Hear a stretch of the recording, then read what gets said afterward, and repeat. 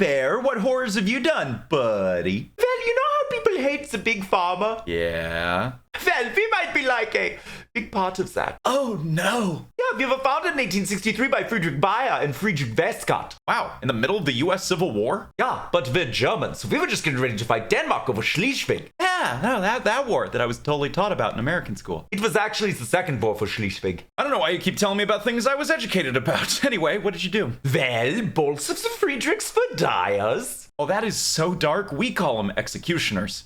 Nine, dyers is since they made dyes for like clothes and stuff. It would be a minute before we started killing people. Okay. Yeah, and fun fact, Friedrich Bayer actually changed his name from Bayer in his 20s because there was a fraudulent merchant in Leipzig who bore the same name. And he was like, oh yeah, one letter will do that. Yeah, little did he know, but I bet there are some Bayers now that would happily change their name back to Bayer. Ah, foreshadowing. Anyways, and Friedrich Bayer's son, Friedrich Bayer, became a chemist and joins the company in 1873. Okay, yeah, got it. Two bears, one company. Not for long, Friedrich Bayer's father, Friedrich Bayer, died in 1880, not to be confused with the shady dealer from Leipzig in the 1840s we all heard so much about. Okay, and we're lost. So Junior Bayer made it a joint stock company, moves the location, and adopted the Bayer cross we see today. Wow, that's cool. When did they start making medicine? The first drug we had was called acetylsalicylic acid, but you probably know it better as aspirin. Your first shot on goal was aspirin? Yeah, turned out to be a real winner. In 2021, it was the 34th most commonly prescribed medications in the US, and it's on the WHO's list of essential medicines. Wow, yeah, kind of nailed it the first time. What was next? Also, a very popular drug, but not quite as well received today. Uh-oh. Yeah, we made the female superhero drug. What did you make it for? It was the non-addictive substitute to morphine. Yeah, it was over-the-counter treatment for pneumonia, tuberculosis, while also being a cough suppressant. Yeah, if I took a hit of Heroin, I would also be having a hard time finding the energy to cough. Yeah, as it turns out, not our best creation, but it can actually still be prescribed in the UK and sometimes other places. Why? Have we learned nothing? Yeah, Canada still uses it to treat opioid addiction. It's called HAT, which is actually pretty cute. Huh, they're really trying to fight fire with fire. Yeah, I assume it's pretty hard to be addicted to anything else if you're already addicted to diacetylmorphine.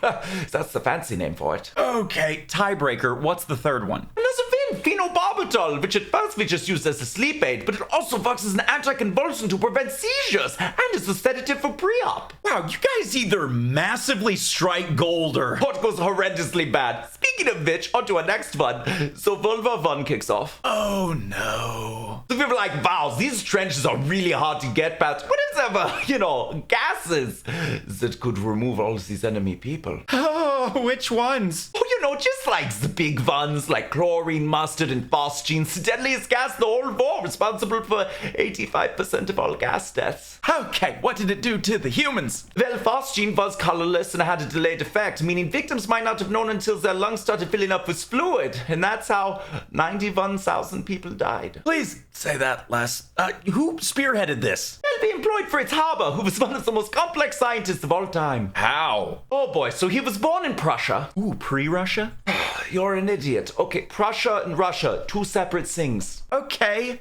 Harsh? Yeah, just like Fritz's father. Nice guy, kind of, not really. He told Fritz to go back to university research as he had no place in the business world. Okay, more harsh. Yeah, and then he got back into academia, getting real sciencey with dye technology, electrochemistry, and thermodynamics. Ah, yes, I understood those words. He then became a professor at Karlsruhe, and from 1894 to 1911, he developed the Haber-Bosch process, which is the catalytic formation of ammonia from hydrogen and atmospheric nitrogen. I only know ammonia because Ron Perlman said it once in Pacific Rim. School was hard for you, wasn't it? No, why? We need to raise the bar. Ammonia is an inorganic chemical compound, a stable binary hydride, and the simplest pnictogen hydride.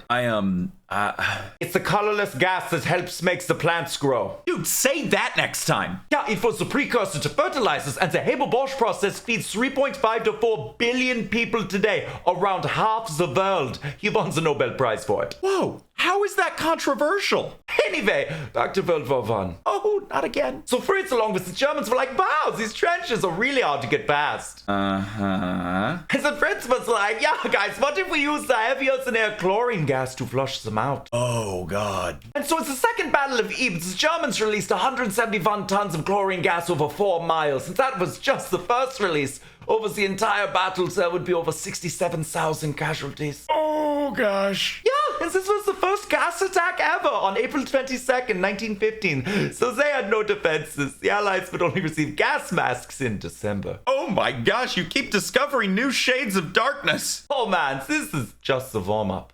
Oh, I hate it. Anyways, and Haber helped create gas masks with absorption filters to protect against the weapons he had also created. Oh yeah, of course, gotta do both. And then he was an advisor for a special troop of gas soldiers, which included 3 different future Nobel laureates. This is getting so weird.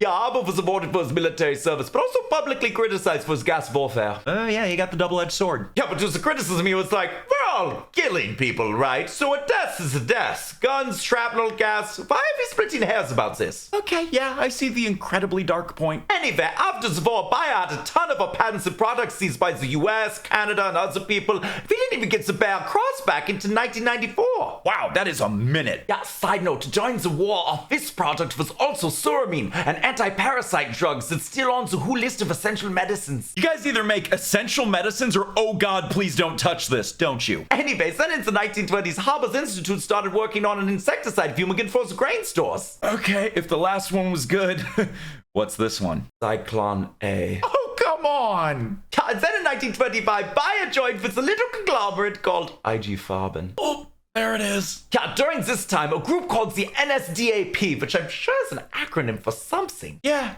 it's just like the worst. Yeah, they started targeting Jewish scientists. Haber was Jewish? Yes, that's the way he was born, but he converted to Christianity and had been a World War I war hero, so he was baffled that he was still ostracized. Wow, yeah, you forget how many German World War I veterans were Jewish, and then they were either harassed or killed by the brown shirts. Yeah, and so he resigned his post and told all of his family and friends to leave the country in 1933. Ended up passing away in Switzerland in 1934. Oh, thank goodness, at least he made it out. Yeah, but the darkness does not stop there. You see, his work was later used by BAYER without his involvement or permission to create Zyklon B, which led to the deaths of so many. Oh, this is just so freaking dark, man. Ah, that is why Haber is known as the man who killed millions and saved billions. Okay, yeah, but that last part was made without his involvement. That's like blaming the guy who made the wheel for tanks. Well, if you're looking for a more direct correlation to deaths, BAYER was totally an IG Farben. I wasn't. This isn't the direction I meant. Well, we're going there anyway. Okay, but the last one was a bad one, so what's the good one? Oh, yeah, fine. In the 1930s, BAYER's Institute of Pathology and Bacteriology discovered Prontosil, the first commercially available antibacterial. That's right. Suck it, penicillin. Wow, you guys really can't stop oscillating good to bad, can you? Yeah, and then Domark won the Nobel Prize in Medicine for it, but the NSDAP forced him to give it back after the Nobel Peace Prize was given to a German pacifist earlier. It's not even the same award. What a dick move. That's what you're getting hung up on that they did? No, we just haven't gotten to the other stuff yet, and I hadn't heard about that one. Okay, fine. Can we have an evil one now? Why were you guys on such good terms with little mustache friends? What? How dare you? We once had a falling out with him. How? Well, one of our managing board members may have been a big fan and joined early. Okay, not seeing the against. But then the little mustache man got really mad at him when he started aggressively campaigning against Hermann Göring. For his addiction, his erratic behavior, his complete lack of education on anything he was put in charge of, his creation of the Stop! Oh, none of that. Then what? He really didn't like this new laws that ban testing on animals. Like, dude, we need that. The literal only thing that could be a good takeaway, and you fought against it. Look, we tried to do good. No, we may have been evil. Please, do tell. IG Farben then used encouraged mandatory workers in focus camps in Poland. Is it the most famous one in Poland? It's the most famous one in Poland. Good lord! Anyway, at least half of our 330,000 workforce consisted of not-so-chosen labor. I'm sure this led to a lot of injury and death. Yeah, but don't worry. BAYER employed Helmut Werther, the multiple S captain and camp physician. Well, that's not... Wait. He wasn't healing, was he? He was experimenting. Well, how else were you supposed to try out the new medications? And you could just buy in bulk from the focus camps. I feel ill. Well, don't go to our doctors. Es tut mir leid. Did I mention that our doctors were deliberately infecting people with, like, all the things? Who was running this? Oh, that would be Fritz de Meer. He was on the board of IG Farben from 1925 to 1945 and even had negotiated between IG Farben and Standard Oil. Great, the Rockefellers selling to the Germans. Evil crossover. Zelia produced Tarbin, which was a nerve agent, plans of focus camps, with the factories, even won the Knight's Cross of War Merit Cross. Why does it say cross twice? I don't know. Then we continue making all the things through us or our subsidiary. If you can think of a bad thing, oh boy, we did that. Did anybody get punished for this? Well, Fritz de Meer was was sentenced to 7 years in prison for, those countless deaths he participated in. 7 years? Ja, ist wie ein Wilhelm Rudolph Mann, who was Stonefjord in CSA and was personally involved in financing Joseph Mengelé's medical experiments on twins. What happened to him? I've committed. He just had no idea why that focus camp was using 10 times the normal amount of Zyklon B. So he worked for the company and his job was to scrutinize the accounts. How? Look, it's okay. IG Farben was broken up after the war. Then how do you exist? Oh, by 1951, we were back, baby, and people didn't like us. But we were like, shouldn't we let bygones be bygones? Huh. 6 years for 6 million, eh? Well, yeah, that's the math we thought was right. And once back in business, we hired back all our old friends. What?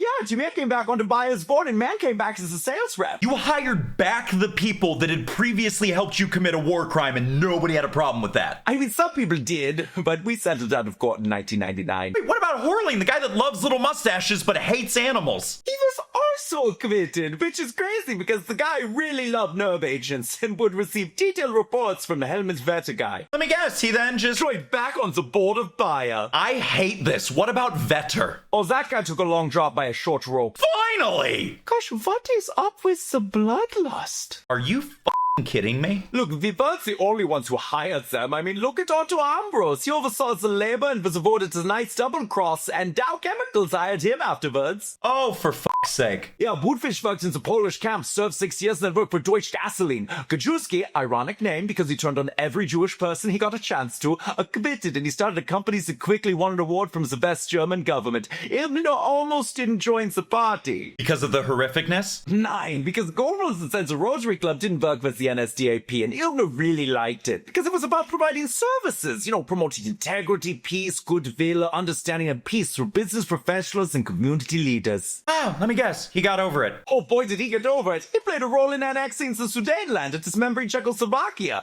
and was super buds with Hermann Göring. And let me guess, he received no punishment. Nine, not really. He was released in 1948 where he said he had converted to Christianity and then went to become a missionary. I'm gonna guess that was short-lived. Oh yeah, he very quickly dropped that and became a political lobbyist. In 1955, he was appointed to the board of a chemical company. Was anyone really punished? Not really. I mean, I can keep going and going and going. Okay, this has been long, and I'm so sad. Can we just speed run the rest? Can do. Okay, it's the 1980s. We had all this blood clotting treatment, but it got contaminated with HIV. Okay, so you lost money and had to dispose of it? Nine. We sold it anyway, infecting people in the US, France, Japan, and other places with HIV and hepatitis C. Oh my god, and then you stopped?